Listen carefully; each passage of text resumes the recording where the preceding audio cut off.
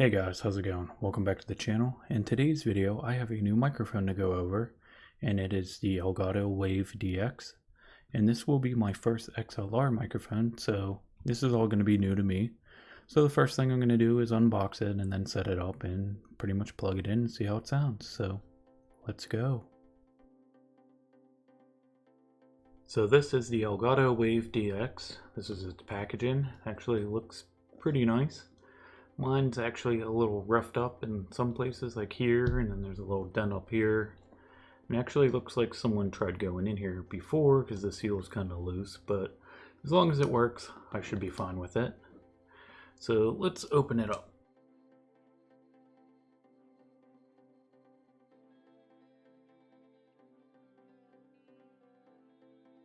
So these are all the items that come in the box. The first thing we have is a quick start guide. And this pretty much shows you how to get everything set up properly.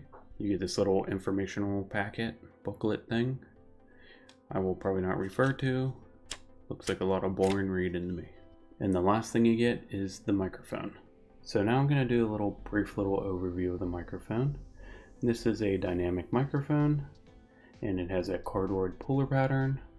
So that's good for, people who like to game, stream, or do like voiceovers and stuff. So it only takes in your voice and stuff like that through one end, which it's on the top here.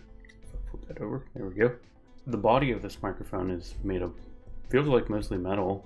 I don't really feel any much plastic at all. It's actually got some good weight to it as well. And then you have a little swivel mount right here, which you can loosen this and turn this.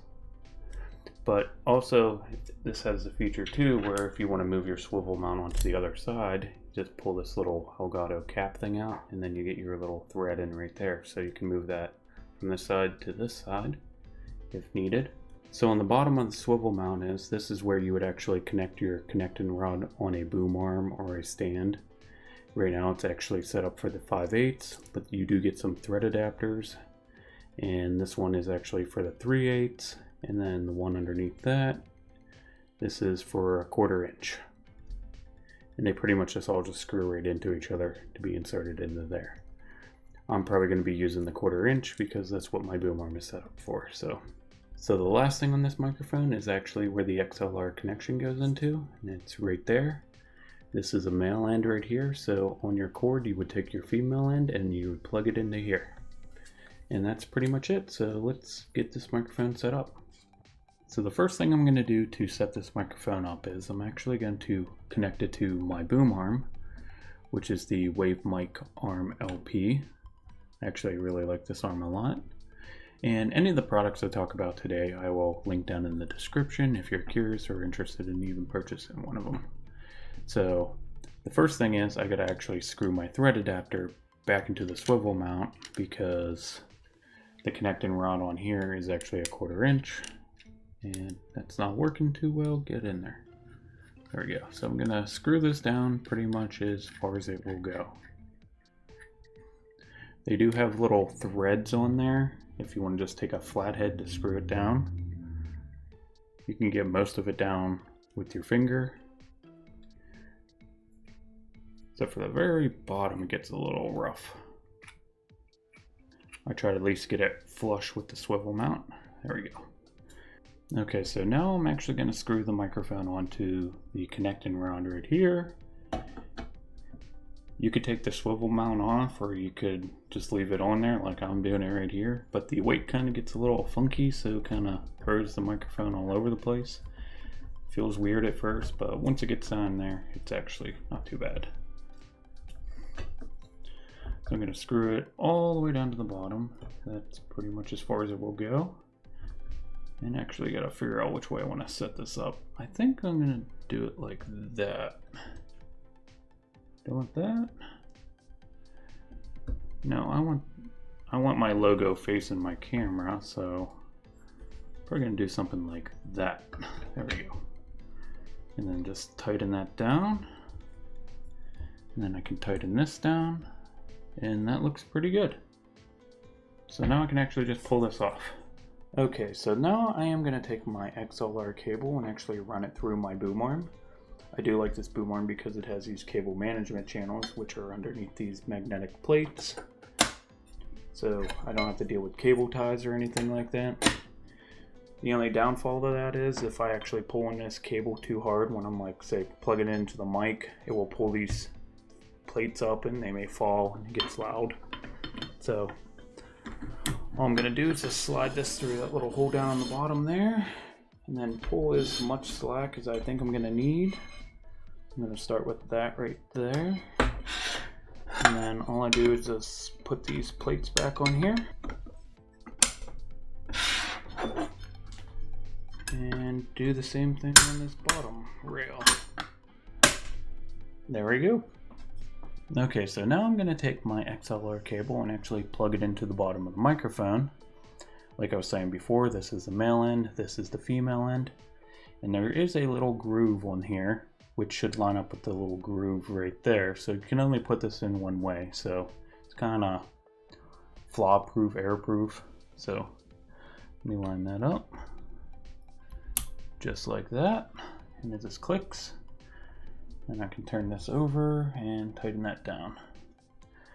So the only other thing for me to do is actually just plug in my Wave XLR and actually try this out.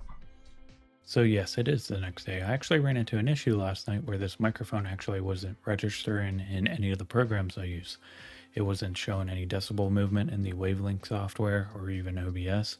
So I couldn't figure out what was going on. It took till about midnight and then I realized I actually had my Wave XLR plugged into the wrong USB port. So once I changed that, everything started working properly. And then pretty much most this morning I was trying to do all the plugins and stuff like that to make my voice sound better. So here we are now. So the first thing I'm actually going to do is actually turn off all those plugins and stuff so you can actually hear what this microphone sounds like straight out of the box. So this is what the Wave DX sounds like straight out of the box, plugged right into the interface. There's a lot of little background noises, a lot of humming and stuff like that. It's kind of annoying on my end. But I also have no audio effects or any audio filters applied through any of the programs I use. The only thing I did is I went into the Wavelink software and applied about 50 decibels of gain just so I'd be able to hear myself talk through the video on the other end. So I guess now we're going to talk about the cost of the microphone.